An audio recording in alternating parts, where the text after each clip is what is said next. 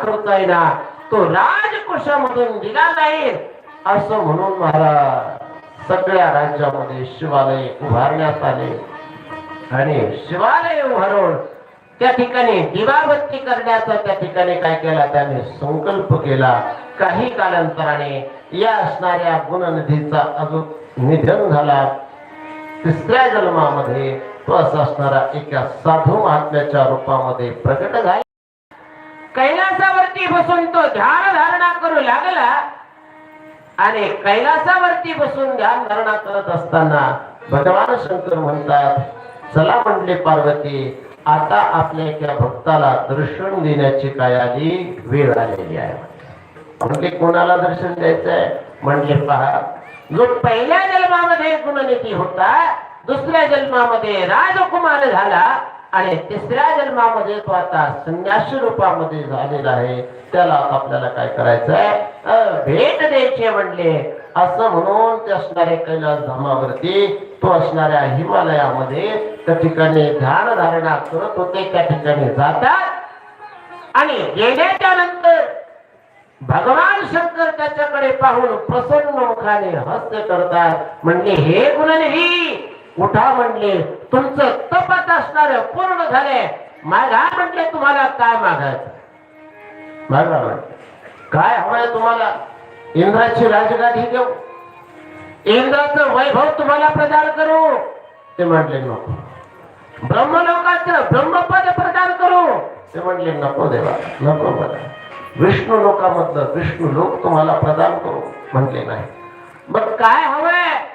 ते म्हणले काहीच नको, फक्त आणि फक्त मला तुमची सेवा करण्याची काय करा संधी द्या।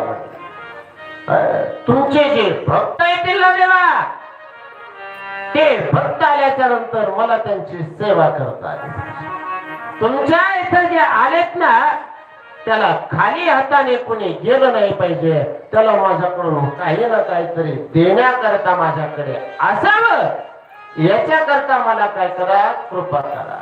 भगवान परमात्मा म्हणतात, चिंता करू नको, तुला वरदान देतो म्हणले। या धरतीवरती नाही, या त्रैलोक्यामध्ये जेवढी धनसंपदा आहे, जेवढं असणार जे काही आहे ना, त्याचा तो राजा बनशील म्हणले। तो राजा म्हणजे कुबेर पद म्हणजे भगवान परमात्म्याने त्या गुणनिधीला प्रदान केला। कोणता गुणनिधी? जो अन्ना करता त्या ठिकाणी विचारत होता, मला अन्न कोणी देईल का?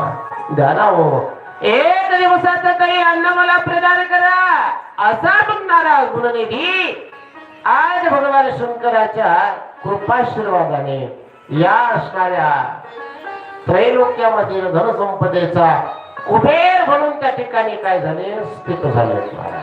म्हणून तुम्हा मला ज्या वेळेस त्या ठिकाणी धनाची अडचण येते ना महाराज, तर अडचण आल्याच्या नंतर असं वाटतं आपल्याला की भगवान परमात्म्याने मला मदत करावी, मला त्या ठिकाणी काय करावं, त्या असणाऱ्या भगवंताने सहकार्य करावं म्हटले।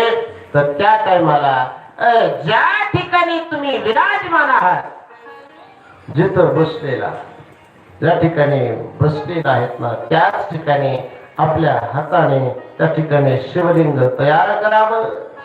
तयार करून त्याला एक बेलपत्र काही अक्षता त्या शिवलिंगावरती टाकाव्यात आणि श्री कुबेरेश्वर भगवान या नामाचा उच्चार करून 21 वेळा, 51 वेळा किंवा 108 वेळा भगवान परमात्म्याचा कुबेरेश्वर भगवान, कुबेरेश्वर भगवान या नामाचा उच्चारण करून त्याला पाणी अर्पण करावं।